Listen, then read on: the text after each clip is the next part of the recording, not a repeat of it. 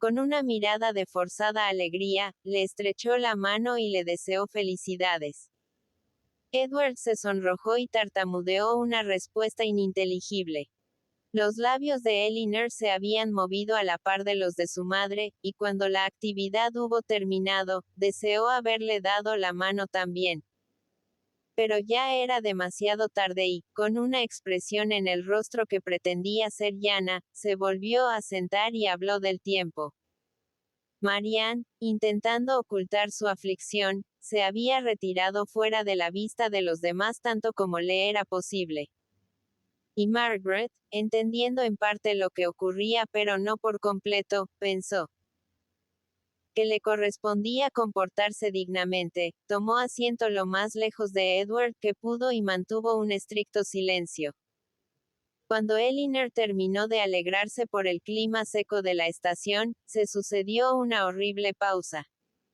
La rompió la señora Dashwood, que se sintió obligada a desear que hubiera dejado a la señora Ferrars en muy buena salud.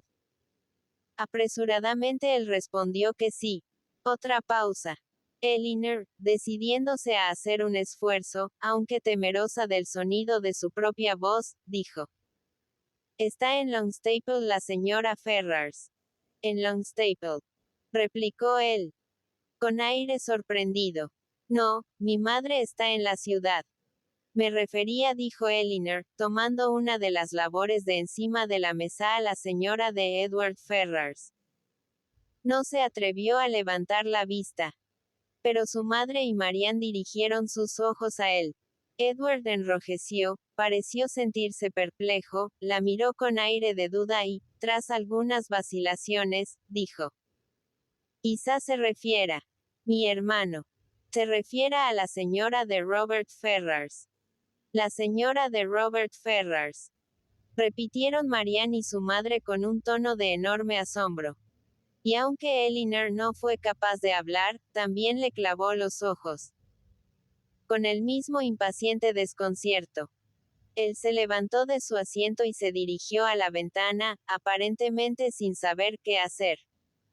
Tomó unas tijeras que se encontraban por allí, y mientras cortaba en pedacitos la funda en que se guardaban, arruinando así ambas cosas, dijo con tono apurado: «Quizá no lo sepan, no hayan sabido que mi hermano se ha casado recién con la menor, con la señorita Lucy Steele». Sus palabras fueron repetidas con indecible asombro por todas, salvo Elinor, que siguió sentada con la cabeza inclinada sobre su labor, en un estado de agitación tan grande que apenas sabía dónde se encontraba. «Sí», dijo él, «se casaron la semana pasada y ahora están en Dawlish». Elinor no pudo seguir sentada.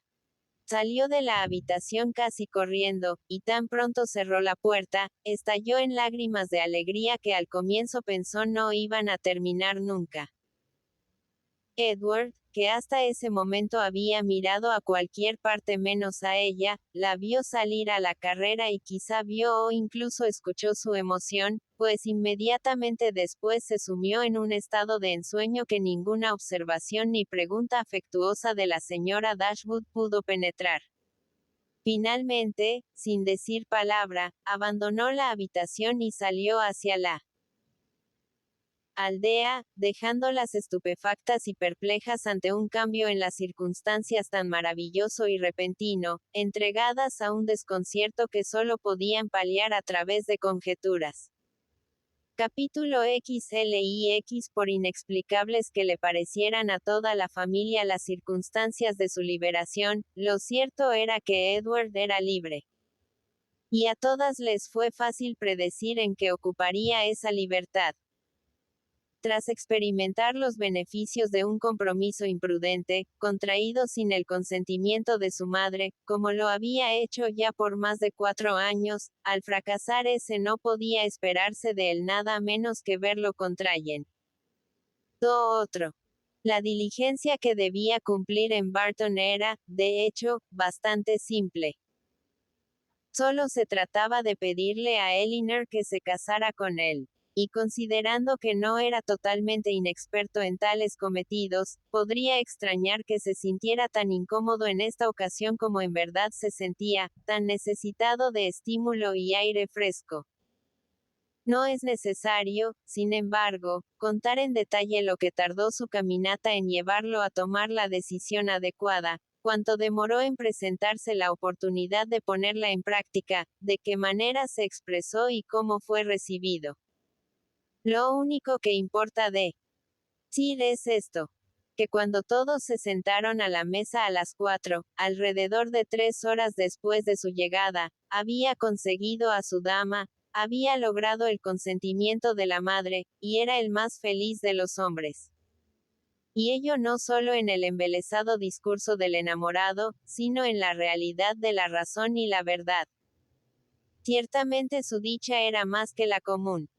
Un triunfo mayor que el corriente en los amores correspondidos le henchía el corazón y le elevaba el espíritu.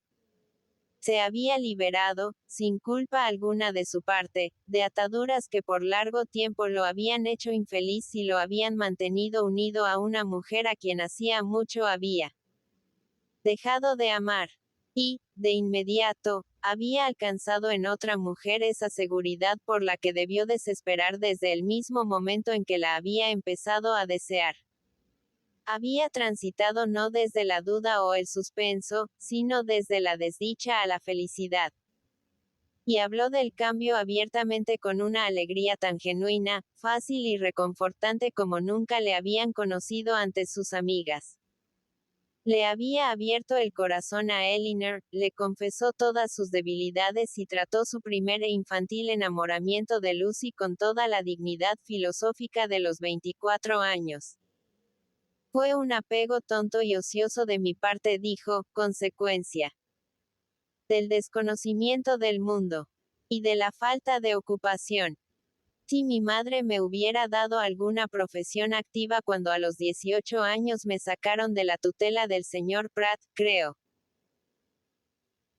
No, estoy seguro de que nada habría ocurrido jamás, pues aunque salí de Longstaple con lo que en ese tiempo creía la más invencible devoción por su sobrina, aún así, si hubiera tenido cualquier actividad, cualquier cosa en que ocupar mi tiempo y que me hubiera mantenido alejado de ella por unos pocos meses, pronto habría superado esos amores de fantasía, especialmente si hubiera compartido más con otras personas, como en ese caso habría debido hacer. Pero en vez de emplearme en algo, en vez de contar con una profesión elegida por mí, o que se me permitiera elegir una, volví a casa a dedicarme al más completo ocio. Y durante el año que siguió, carecí hasta de la ocupación nominal que me habría dado la pertenencia a la universidad, puesto que no ingresé a Oxford sino hasta los 19 años. No tenía, por tanto, nada en absoluto que hacer, salvo creerme enamorado. Y como mi madre no hacía del hogar algo en verdad agradable, como en mi hermano no encontraba ni un amigo ni un compañero y me disgustaba conocer gente nueva, no es raro que haya ido con frecuencia a Longstaple, que siempre sentí mi hogar y donde tenía plena seguridad de ser bienvenido. Así, pasé allí la mayor parte del tiempo entre mis 18 y 19 años. Veía en Lucy todo lo que hay de amable y complaciente. Era bonita también. Al menos eso pensaba yo en ese tiempo. Y conocía a tan pocas mujeres que no podía hacer comparaciones ni detectar defectos. Tomando todo en cuenta, por tanto, creo que por insensato que fuera nuestro compromiso, por insensato que haya resultado ser después en todo sentido, en ese tiempo no fue una muestra de insensatez extraña o inexcusable. Era tan grande el cambio que unas pocas horas habían producido en el estado de ánimo y la felicidad de las Dashwood, tan grande, que no pudieron menos que esperar todas las satisfacciones de una noche en vela. La señora Dashwood, demasiado feliz para lograr alguna tranquilidad, no sabía cómo demostrar su amor a Edward o ensalzar a Elinor suficientemente, como agradecer bastante su liberación sin vulnerar su delicadeza, ni cómo ofrecerles oportunidad para conversar libremente entre ellos y al mismo tiempo disfrutar, como era su deseo, de la presencia y compañía de ambos. Marianne podía manifestar su felicidad únicamente a través de las lágrimas. Podía caer en comparaciones, en lamentos. Y su alegría, aunque tan sincera como el amor por su hermana, ni le levantaba el ánimo ni podía ponerse en palabras. Pero Elinor, ¿cómo describir sus sentimientos? Desde el momento en que supo que Lucy se había casado con otro, que Edward estaba libre, hasta el instante en que él justificó las esperanzas que tan de inmediato habían seguido, tuvo alternativamente todas las emociones, menos la calma. Pero cuando hubo pasado el segundo momento, cuando desaparecieron todas sus dudas, todas sus cuitas, cuando pudo comparar su situación con la del último tiempo, cuando lo vio honorablemente libre de su anterior compromiso, cuando vio que aprovechaba su libertad para dirigirse a ella y declararle un amor tan tierno, tan constante como ella siempre lo había supuesto, se sintió abrumada, dominada por su propia felicidad. Y a pesar de la afortunada tendencia de la mente humana a aceptar rápidamente cualquier cambio para mejor, se necesitaron varias horas para devolverle la serenidad a su ánimo o algún grado de tranquilidad a su corazón. Edward se quedaría ahora al menos una semana en la cabaña, pues más allá de cualquier otra obligación que debiera cumplir,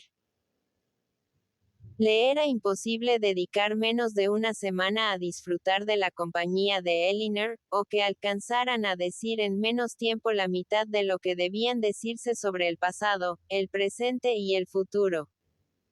Pues aunque unas pocas horas pasadas en la difícil tarea de hablar incesantemente bastan para despachar más temas de los que pueden realmente tener en común dos criaturas racionales, con los enamorados es diferente. Entre ellos nunca se da por terminada ninguna materia ni se da por comunicado algo a no ser que se lo haya repetido 20 veces. El matrimonio de Lucy, la inagotable y explicable sorpresa que les había producido a todos, por supuesto alimentó una de las primeras conversaciones de los enamorados.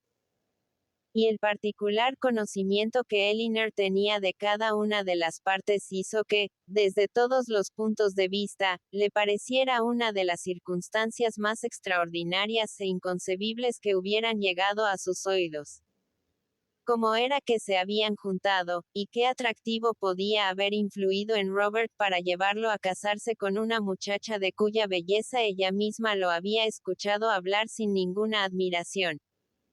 Una muchacha que además estaba comprometida con su hermano y por quien ese hermano había sido marginado de la familia, era más de lo que podía comprender. Para su corazón era algo maravilloso. Para su imaginación, hasta ridículo. Pero a su razón, a su juicio, le parecía un verdadero enigma. La única explicación que se le ocurría a Edward era que, quizá, habiéndose encontrado primero por azar, la vanidad de uno había sido tan bien trabajada por los halagos de la otra, que eso había llevado poco a poco a todo lo demás. Elinor recordaba lo comentado por Robert en Harley Street respecto de cuánto podría haber logrado el de haber intervenido a tiempo en los asuntos de su hermano. Se lo contó a Edward. Eso es muy propio de Robert, fue su inmediato comentario. Y es lo que seguramente tenía en mente, agregó luego al comienzo de su relación con Lucy. Y al comienzo quizá todo lo que también quería ella era lograr que interpusiera sus buenos oficios en mi favor. Después pueden haber surgido otros planes. Durante cuánto tiempo esto había estado ocurriendo entre ellos, él tampoco podía imaginarlo, pues en Oxford, donde había elegido quedarse desde su salida de Londres, no tenía manera de saber de ella sino por ella misma, y hasta el último momento sus cartas no fueron ni menos frecuentes ni menos afectuosas de lo que siempre habían sido. Ni la menor sospecha, entonces, lo preparó para lo que iba a seguir. Y cuando finalmente reventó la noticia en una carta de la misma Lucy, creía que durante algún tiempo se había quedado pasmado entre la maravilla, el horror y la alegría de tal liberación. Puso la carta en manos de Elinor. Estimado señor, con la certeza de haber perdido hace tiempo su afecto, me he sentido en libertad de entregar el mío a otra persona, y no dudo de que con él seré tan feliz como solía pensar que lo sería con usted. Pero rehúso aceptar la mano cuando el corazón pertenecía a otra. Sinceramente deseo sea feliz con su elección, y no será mi culpa si no somos siempre buenos amigos, como nuestro cercano parentesco hace ahora apropiado. Sin ninguna duda le puedo decir que no le guardo rencor alguno, y estoy segura de que será demasiado generoso para hacer nada que nos perjudique. Su hermano se ha ganado todo mi afecto, y como no podríamos vivir el uno sin el otro, acabamos de volver del altar y nos dirigimos ahora a Dawlish a pasar unas pocas semanas, lugar que su querido hermano tiene gran curiosidad por conocer. Pero pensé molestarlo primero con estas pocas líneas, y para siempre quedaré, su sincera amiga y hermana, que bien lo quiere, Lucy Ferrars. He quemado todas sus cartas, y le devolveré su retrato a la primera oportunidad. Por favor, destruya las páginas que le he enviado con mis pobres frases. Pero el anillo con mi cabello, tendré el mayor gusto en dejárselo. Elinor la leyó y la devolvió sin ningún comentario. No te preguntaré qué opinas de ella en cuanto a composición, dijo Edward. Por nada del mundo habría querido, en otros tiempos, que tuvieras una de sus cartas. En una cuñada ya es bastante malo, pero en una esposa. Como me han hecho sonrojar algunas de sus páginas. Y creo poder decir que desde los primeros 6 meses de nuestro descabellado asunto, esta es la única carta que he recibido de ella en que el contenido compensó las faltas en el estilo. Como sea que hayan comenzado, dijo Elinor tras una pausa, ciertamente están casados. Y tu madre se ha ganado un castigo muy justo. La independencia económica que otorgó a Robert por resentimiento contigo le ha permitido a él elegir a su antojo. Y, de hecho, ha estado sobornando a un hijo con 1000 libras anuales para que termine haciendo lo mismo que la hizo desheredar al otro cuando lo intentó. Supongo que difícilmente le dolerá menos ver casada a Lucy con Robert que contigo. Le va a doler más, porque Robert fue siempre su favorito. Le dolerá más y, de acuerdo con el mismo principio, lo va a perdonar mucho más rápido. Edward no sabía en qué estaban las relaciones entre ellos en ese momento, pues no había hecho ningún intento por comunicarse con nadie de su familia. Había dejado Oxford a las 24 horas de haber recibido la carta de Lucy, y teniendo en mente como único objetivo encontrar el camino más rápido a Barton, no había tenido tiempo para trazar ningún plan de conducta con el que ese camino no estuviera íntimamente ligado. Nada podía hacer hasta estar seguro de cuál sería su destino con la señorita Dashwood. Y es de suponer que por su rapidez en hacer frente a ese destino, a pesar de los celos con que alguna vez había pensado en el coronel Brandon, a pesar de la modestia con que evaluaba sus propios merecimientos y de la gentileza con que hablaba de sus dudas, en última instancia no esperaba una recepción demasiado cruel. Sin embargo, tenía que decir que sí la había temido, y lo hizo con muy lindas palabras. Lo que podría decir sobre el tema un año después, queda a la imaginación de maridos y esposas. Elinor no tenía duda alguna de que con el mensaje que había enviado a través de Thomas, Lucy ciertamente había querido engañar, rubricando su partida con un trazo de malicia contra él. Y a Edward mismo, viendo ahora con toda claridad cómo era su carácter, no le costaba creerla capaz de la máxima malevolencia en una mezquindad caprichosa. Aunque hacía tiempo, incluso antes de su relación con Elinor, había comenzado a estar consciente de la ignorancia y falta de amplitud de algunas de sus opiniones, lo había atribuido a las carencias de su educación. Y hasta la recepción de su última carta, siempre la había creído una muchacha bien dispuesta y de buen corazón, y muy apegada a él. Nada sino ese convencimiento podría haberle impedido terminar un compromiso que, incluso mucho antes de que su descubrimiento lo hiciera objeto del enojo de su madre, había sido para él una fuente continua de inquietud y arrepentimiento. Pensé que era mi deber, dijo, independientemente de mis sentimientos, darle la opción de continuar o no el compromiso cuando mi madre me repudió y a todas luces quedé sin un amigo en el mundo que me tendiera una mano. En una situación como esa, donde parecía no haber nada que pudiera tentar la avaricia o la vanidad de criatura viviente alguna, como podía yo suponer, cuando ella insistió tan intensa y apasionadamente en compartir mi destino, cualquiera este fuese, que sus motivos fueran distintos al afecto más desinteresado. E incluso ahora, no logro entender qué la llevó o qué ventaja imaginó que le reportaría encadenarse a un hombre al cual no estimaba en absoluto y cuya única posesión en el mundo eran 1000 libras. No podía haber previsto que el coronel Brandon me daría un beneficio. No, pero podía suponer que algo favorable podía ocurrirte. Que, con el tiempo, tu propia familia podía ablandarse.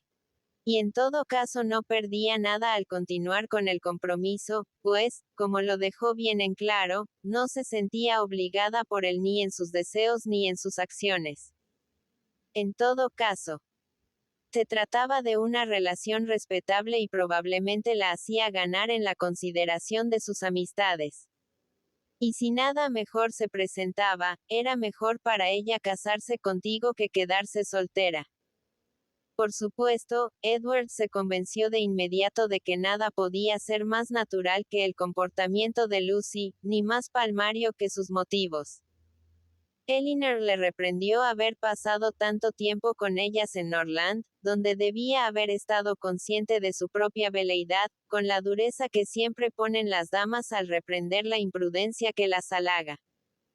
Te comportaste muy mal, le dijo, pues, para no decir nada de mis propias convicciones, con ello llevaste a nuestros amigos a imaginar y esperar algo que, dada tu situación en ese momento, no podía darse. Edward solo pudo presentar como excusa el desconocimiento de su propio corazón y una equivocada confianza en la fuerza de su compromiso. Fui tan tonto como para creer que, dado que había empeñado mi palabra con otra persona, no había peligro en estar contigo, y que la conciencia de mi compromiso iba a resguardar mis sentimientos haciéndolos tan seguros y sagrados como mi honor. Te admiraba, pero me decía que era solo amistad. Y hasta que comen. A compararte con Lucy, no me di cuenta de hasta dónde había llegado. Después de eso, supongo que no fue correcto quedarme tanto en Sussex, y los argumentos con los que intentaba reconciliarme con la conveniencia de hacerlo no eran mejores que estos. Es a mí a quien pongo en peligro. No le hago daño a nadie sino a mí mismo. Elinor sonrió, meneando la cabeza. Edward se alegró al saber que esperaban la visita del coronel Brandon a la casa, pues no solo deseaba conocerlo mejor, sino convencerlo de que ya no resentía que le hubiera dado el beneficio de Delaford, pues con los poco entusiastas agradecimientos que recibió de mi parte en esa ocasión, dijo, puede seguir creyendo que todavía no le perdono habérmelo ofrecido. Se asombraba ahora de no haber ido todavía a conocer el lugar. Pero era tan escaso el interés que había puesto en todo el asunto, que todo lo que sabía de la casa, del jardín y las tierras beneficiales, de la extensión de la parroquia, las condiciones de la tierra y el importe de los diezmos, Se lo debía a la misma Elinor, que había escuchado tantas veces al coronel Brandon y le había prestado tanta atención que ahora tenía completo dominio sobre el tema. Después de todo esto, tan solo quedaba una cosa no aclarada entre ellos, una dificultad por vencer. Los unía su mutuo afecto y tenían la más cálida aprobación de sus verdaderos amigos. El conocimiento íntimo que tenían el uno del otro era una base segura para su felicidad. Y solo les faltaba con qué vivir. Edward tenía 2.000 libras y Elinor 1.000, y sumado a ello el beneficio de Delaford, era todo lo que podían considerar como propio. Pues a la señora Dashwood le era imposible adelantarles nada, y ninguno de los dos estaba tan enamorado como para pensar que 350 libras al año bastarían para proveerlos de todas las comodidades de la vida. Edward no desesperaba totalmente de un cambio favorable hacia él en su madre, y en eso descansaba para lo que faltaba a sus ingresos. Pero Elinor no tenía igual confianza. Pues como Edward seguía sin poder casarse con la señorita Morton y, en su halagador lenguaje, la señora Ferrars se había referido a la unión con ella únicamente como un mal menor al de su elección de Lucy Steele, temía que la ofensa de Robert solo serviría para enriquecer a Fanny. 4 días después de la llegada de Edward apareció el coronel Brandon, con lo que se completó la satisfacción de la señora Dashwood y pudo tener el honor, por primera vez desde que vivía en Barton, de tener más compañía de la que su casa podía acoger. Se permitió a Edward retener sus privilegios de primer visitante y, así, el coronel Brandon debía ir todas las noches a sus antiguos aposentos en la finca, desde los cuales volvía cada mañana lo suficientemente temprano para interrumpir el primer tete a tete de los enamorados después del desayuno. Después de 3 semanas de permanencia en Delaford, donde, al menos al atardecer, poco tenía que hacer excepto calcular la desproporción entre 36 y 16, el coronel Brandon llegó a Barton en un estado de ánimo tan decaído que, para alegrarse, requirió toda la mejoría en la apariencia de Marianne, toda la afabilidad de su recepción y todo el estímulo de las palabras de su madre. Entre tales amigos, sin embargo, y con tales halagos, pronto revivió. Todavía no le había llegado ningún rumor sobre el matrimonio de Lucy. No sabía nada de lo ocurrido y, por consiguiente, pasó las primeras horas de su visita escuchando y asombrándose. La señora Dashwood le explicó todo, dándole nuevos motivos para alegrarse por el servicio hecho al señor Ferrars, dado que a la postre había resultado en beneficio de Elinor. Sería innecesario decir que la buena opinión que los caballeros tenían uno del otro mejoró junto con aumentar su mutuo conocimiento, pues no podía ser de otra manera. La semejanza en sus principios y buen juicio, en disposición y manera de pensar, probablemente habría bastado para unirlos como amigos sin necesidad de ninguna otra cosa que los acercara. Pero el hecho de estar enamorados de 2 hermanas, y 2 hermanas que se querían, hizo inevitable e inmediata una estimación que en otras condiciones quizá debió haber esperado los efectos del tiempo y el discernimiento. Las cartas provenientes de la ciudad, que unos días antes habrían estremecido cada nervio del cuerpo de Elinor, ahora llegaban para ser leídas con menos emoción que gusto. La señora Jennings escribió para contarles toda la fantástica historia, para desahogar su honesta indignación contra la veleidosa muchacha que había dejado plantado a su novio y derramar compasión por el pobre Edward que, estaba segura, había adorado a aquella despreciable pícara y, según todos los informes, se encontraba ahora en Oxford con el corazón casi completamente destrozado. A mi parecer, continuaba, nunca se ha hecho nada de manera tan solapada, pues no hacía ni 2 días que Lucy había venido a visitarme y se había quedado un par de horas conmigo. Nadie tuvo ninguna sospecha de lo que ocurría, ni siquiera Nancy que, pobre criatura, llegó acá llorando al día siguiente, terriblemente alarmada por miedo a la señora Ferrars y por no saber cómo llegar a Plymouth. Pues Lucy, según parece, le pidió prestado todo su dinero antes de casarse, suponemos que para lucirse, y la pobre Nancy no tenía ni siquiera 7 chelines en total. Así que me alegró mucho darle 5 guineas que le permitieran llegar a Exeter, donde piensa quedarse 3 o 4 semanas en casa de la señora Burgess con la esperanza, así le digo yo, de tú. Pars otra vez con el reverendo. Y debo confesar que lo peor de todo es la mala voluntad de Lucy de no llevársela en su caleza. Pobre señor Edward. No puedo sacármelo de la cabeza, pero deben hacer que vaya a Barton y la señorita Marianne debe intentar consolarlo. El tono del señor Dashwood era más solemne. La señora Ferrars era la más desdichada de las mujeres, la sensibilidad de la pobre Fanny había soportado agonías y él estaba maravillado y lleno de gratitud al ver que no habían sucumbido bajo tal golpe. La ofensa de Robert era imperdonable, pero la de Lucy era infinitamente peor. Nunca más iba a mencionarse el nombre de ninguno de los dos ante la señora Ferrars, e incluso si en el futuro se la pudiera convencer de perdonar a su hijo, jamás iba a reconocer a su esposa como hija ni admitirla en su presencia.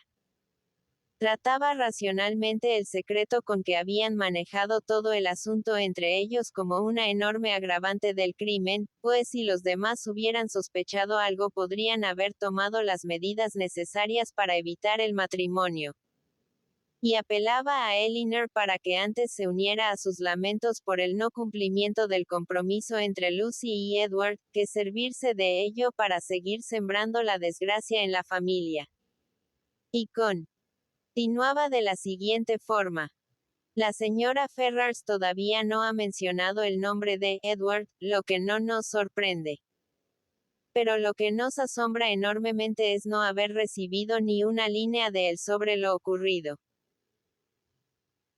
Quizá, sin embargo, ha guardado silencio por temor a ofender y, por tanto, le escribiré unas líneas a Oxford insinuándole que su hermana y yo pensamos que una carta en que muestre la sumisión adecuada, dirigida quizá a Fanny y enseñada por esta a su madre, no sería tomada a mal, pues todos conocemos la ternura del corazón de la señora Ferrars y que nada desea más que estar en buenos términos con sus hijos. Este párrafo tenía una cierta importancia para los planes y el proceder de Edward. Lo decidió a intentar una reconciliación, aunque no exactamente de la manera en que sugerían su cuñado y su hermana. La sumisión adecuada. Repitió. Pretenden que le pida perdón a mi madre por la ingratitud de Robert con ella y la forma en que ofendió mi honor. No puedo mostrar ninguna sumisión. Lo ocurrido no me ha hecho más humilde ni más arrepentido. Me ha hecho muy feliz, pero eso no les interesa. No sé de ningún gesto de sumisión que yo deba realizar. Bien puedes pedir que te perdonen, dijo Elinor, porque has ofendido. Y pensaría que ahora hasta podrías llegar a manifestar algún malestar por haber contraído el compromiso que despertó el enojo de tu madre. Edward estuvo de acuerdo en que podría hacerlo. Y cuando te haya perdonado, quizás sea conveniente alguna pequeña muestra de humildad cuando informes a tu madre de un segundo compromiso casi tan imprudente a sus ojos como el primero. Nada tuvo que objetar a esto Edward, pero aún se resistía a la idea de una carta en que se mostrara adecuadamente sumiso. Y así, para hacerle más fácil la empresa, dado que manifestaba mucho mayor disposición a hacer concesiones de palabra que por escrito, se resolvió que en vez de escribirle a Fanny, debía ir a Londres y suplicarle personalmente que interpusiera sus buenos oficios en su favor. Y si ellos sí se comprometen, dijo Marianne, en su nueva personalidad benevolente en esforzarse por una reconciliación, tendré que pensar que ni siquiera John y Fanny están por completo desprovistos de méritos. Después de los solo 3 o 4 días que duró la visita del coronel Brandon, los dos caballeros abandonaron Barton juntos. Se dirigirían de inmediato a Delaford, de manera que Edward pudiera conocer personalmente su futuro hogar y ayudar a su protector y amigo a decidir qué mejoras eran necesarias.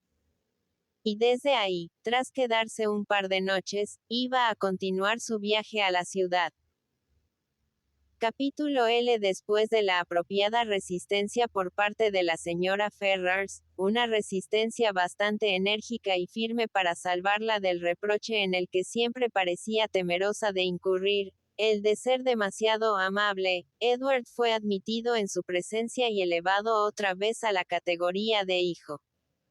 En el último tiempo su familia había sido extremadamente fluctuante. Durante muchos años de su vida había tenido 2 hijos.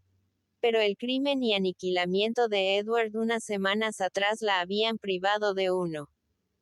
El similar aniquilamiento de Robert la había dejado durante 15 días sin ninguno. Y ahora, con la resurrección de Edward, otra vez tenía uno. Edward, sin embargo, a pesar de que nuevamente se le permitía vivir, no sintió segura la continuación de su existencia hasta haber revelado su actual compromiso. Pues temía que el hacer pública tal circunstancia daría un nuevo giro a su estado y lo llevaría a la tumba con la misma velocidad que antes. Lo reveló entonces con recelosa cautela y fue escuchado con inesperada placidez. Al comienzo la señora Ferrars intentó razonar con él para disuadirlo de casarse con la señorita Dashwood, recurriendo a todos los argumentos a su alcance.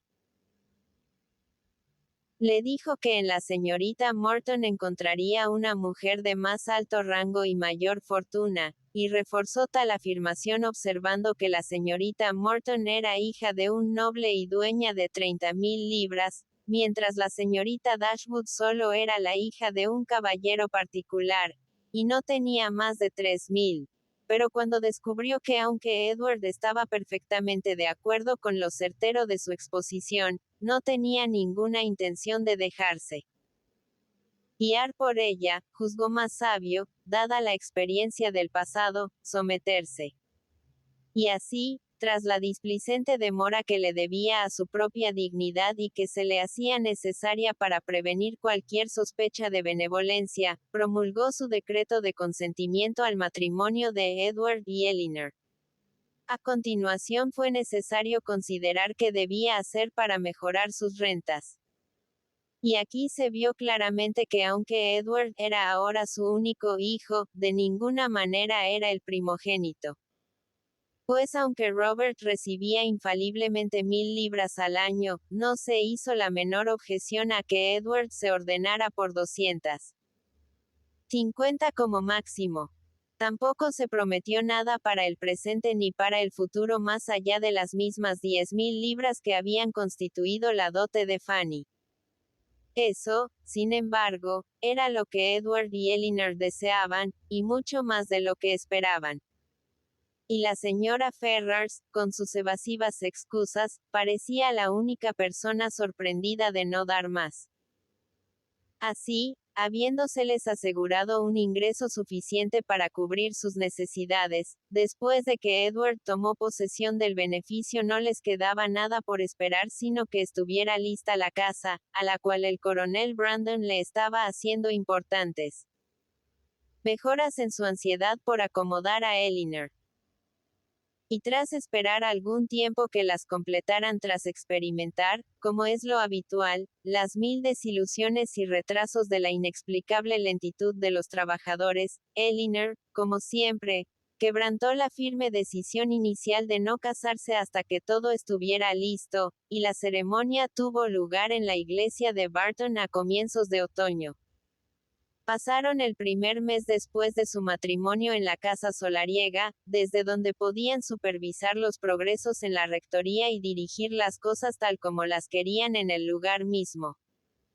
Podían elegir el empapelado, planificar dónde plantar grupos de arbustos y diseñar un recorrido hasta la casa.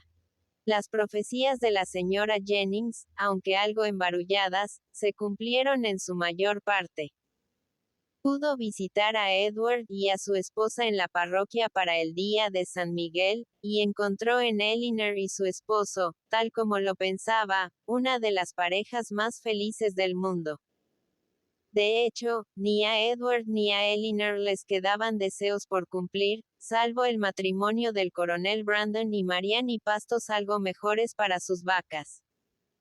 Recibieron la visita de casi todos sus parientes y amigos en cuanto se instalaron.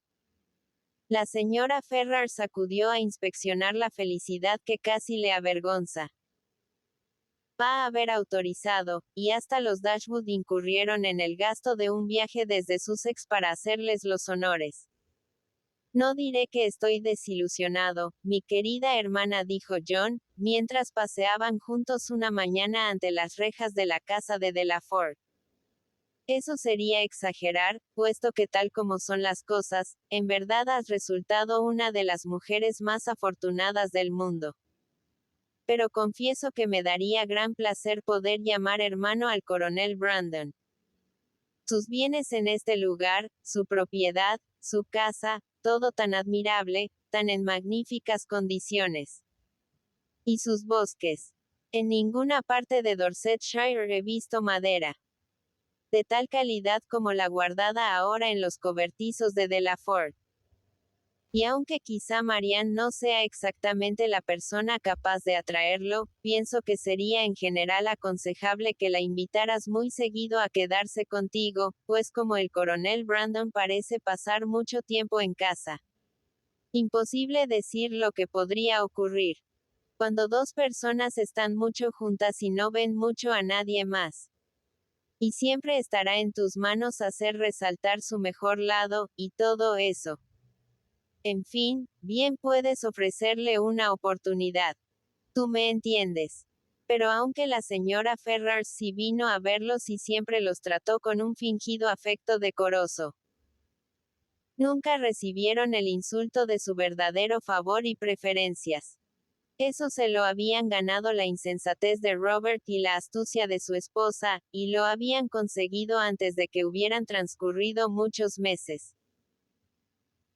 La egoísta sagacidad de Lucy, que al comienzo había arrastrado a Robert a tal embrollo, fue el principal instrumento para librarlo de él, pues apenas encontró la más pequeña oportunidad de ejercitarlas. Su respetuosa humildad, sus asiduas atenciones e interminables alemas reconciliaron a la señora Ferrars con la elección de su hijo y la reinstalaron completamente en su favor.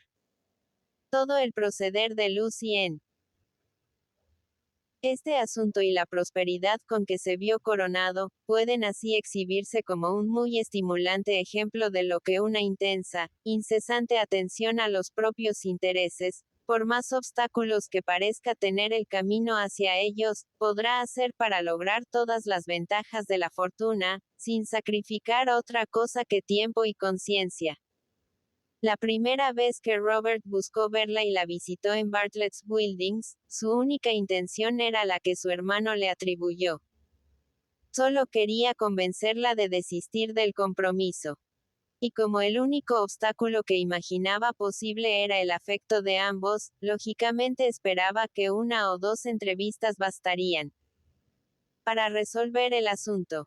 En ese punto, sin embargo, y solo en ese, se equivocó. Pues aunque Lucy muy luego lo hizo confiar en que, a la larga, su elocuencia la convencería, siempre se necesitaba otra visita, otra conversación para lograr tal convencimiento. Al separarse, siempre subsistían en la mente de ella algunas dudas, que solo podían aclararse con otra conversación de media hora con él. De esta manera se aseguraba una nueva visita, y el resto siguió su curso natural. En vez de hablar de Edward, paulatinamente llegaron a hablar solo de Robert.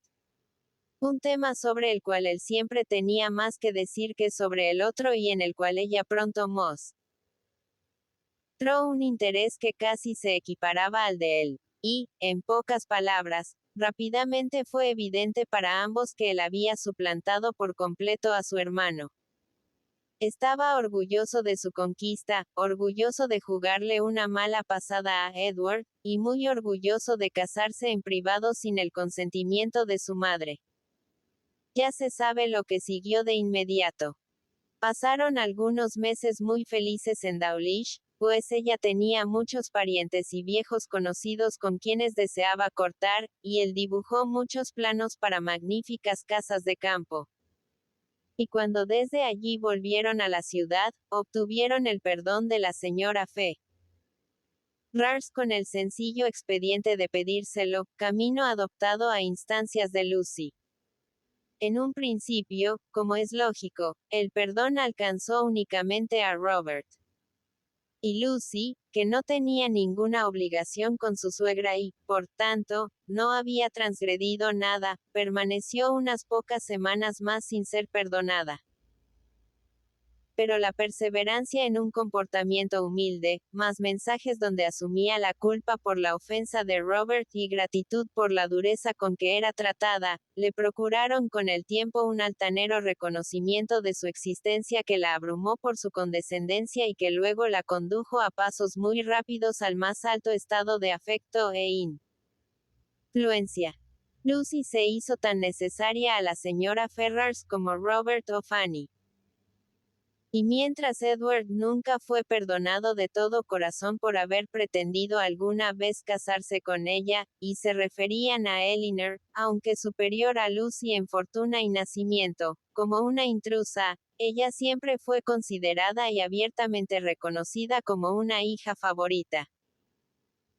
Se instalaron en la ciudad, recibieron un muy generoso apoyo de la señora Ferrars, estaban en los mejores términos imaginables con los Dashwood y, dejando de lado los celos y mala voluntad que siguieron subsistiendo entre Fanny y Lucy, en los que por supuesto sus esposos tomaban parte, junto con los frecuentes desacuerdos domésticos entre los mismos Robert y Lucy, nada podría superar la armonía en que vivieron todos juntos. Lo que Edward había hecho para haber enajenado sus derechos de mayorazgo podría haber extrañado a muchos, de haberlo descubierto. Y lo que Robert había hecho para ser el sucesor de ellos, lo sorprendería incluso más. Fue, sin embargo, un arreglo justificado por sus consecuencias, sino por su causa. Pues nunca hubo señal alguna en el estilo de vida de Robert ni en sus palabras que hiciera sospechar que lamentara la magnitud de su renta, ya sea por dejarle demasiado poco a su hermano o adjudicarle demasiado a él. Y si se pudiera juzgar a Edward por el pronto cumplimiento de sus deberes en cada cosa, por un cada vez mayor apego a su esposa y a su hogar y por la constante alegría de su espíritu, se lo podría suponer no menos contento con su suerte que su hermano ni menos libre de desear ningún cambio en ella. El matrimonio de Elinor solo la separó de su familia en esa mínima medida necesaria para que la casita de Barton no quedara abandonada por completo, pues su madre y hermanas pasaban más de la mitad del tiempo con ella. Las frecuentes visitas de la señora Dashwood a Delaford estaban motivadas tanto por el placer como por la prudencia. Pues su deseo de juntar a Marianne y al coronel Brandon era apenas menos acentuado, aunque algo más generoso, que el manifestado por John. Era ahora su causa preferida. Por preciada que le fuera la compañía de su hija, nada deseaba tanto como renunciar a ella en bien de su estimado amigo. Y ver a Marianne instalada en la casa solariega era también el deseo de Edward y Elinor. Todos se condolían de las penas del coronel y se sentían responsables por aliviarlas. Y Marianne, por consenso general, debía ser el consuelo de todas ellas. Con tal alianza en su contra. Con el íntimo conocimiento de la bondad del coronel. con el convencimiento del enorme afecto que él le profesaba, que finalmente, aunque mucho después de haberse hecho evidente para todos los demás, se abrió paso en ella, ¿qué podía hacer? Marianne Dashwood había nacido destinada a algo extraordinario. Nació para descubrir la falsedad de sus propias opiniones y para impugnar con su proceder sus máximas favoritas. Nació para vencer un afecto surgido a la edad de 17 años, y sin ningún sentimiento superior a un gran aprecio y una profunda amistad, voluntariamente le entregó su mano a otro. Y ese otro era un hombre que había sufrido no menos que ella con ocasión de un antiguo afecto, a quien 2 años antes había considerado demasiado viejo para el matrimonio, y que todavía buscaba proteger su salud con una camiseta de franela. Pero así ocurrieron las cosas. En vez de sacrificada a una pasión irresistible, como alguna vez se había enorgullecido en imaginarse a sí misma. Incluso en vez de quedarse para siempre junto a su madre con la soledad y el estudio como únicos placeres, según después lo había decidido al hacerse más tranquilo y sobrio su juicio, se encontró a los 19 años sometiéndose a nuevos vínculos, aceptando nuevos deberes, instalada en un nuevo hogar, esposa, ama de una casa y señora de una aldea. El coronel Brandon era ahora tan feliz como todos quienes lo querían creían que merecía serlo. En Marianne encontraba el consuelo a todas sus aflicciones pasadas. Su afecto y su compañía le reanimaban la mente y devolvieron la alegría a su espíritu. Y que Marianne encontraba su propia felicidad en hacerla de él, era algo indudable para cada amigo que la veía y que a todos deleitaba. Marianne nunca pudo amar a medias. Y con el tiempo le llegó a entregar todo su corazón a su esposo, como lo había hecho una vez con Willoughby. Willoughby no pudo escuchar del matrimonio de Marianne sin sentir una punzada de dolor. Y pronto su castigo estuvo completo con el voluntario perdón de la señora Smith, la cual, al declarar que debía agradecer su clemencia al matrimonio con una mujer de carácter, le dio motivos para pensar que, si hubiera procedido honorablemente con Marianne, podría haber sido al mismo tiempo feliz y rico. No debe ponerse en duda la sinceridad del arrepentimiento por su mal proceder, que le había acarreado su propio castigo. Ni tampoco que durante mucho tiempo pensó en el coronel Brandon con envidia y en Marianne con nostalgia. Pero no hay que esperar que quedara por siempre desconsolado, que huyera de la sociedad o contrajera un temperamento habitualmente sombrío, o que muriera con el corazón roto. Porque nada de eso ocurrió. Vivió esforzándose, y a menudo divirtiéndose. No siempre su esposa estaba de mal humor ni su hogar falto de comodidades. Y en sus criaderos de perros y caballos y en todo tipo de deportes encontró un grado no despreciable de felicidad doméstica. Por Marianne, sin embargo, a pesar de la descortesía de haber sobrevivido a su pérdida, siempre mantuvo ese decidido afecto que lo hacía interesarse en todos sus asuntos y que lo llevó a transformarla en su secreta pauta de perfección femenina.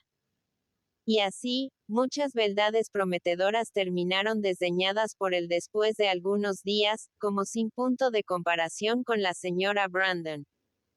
La señora Dashwood tuvo la suficiente prudencia de quedarse en la cabaña, sin intentar un traslado a Delaford.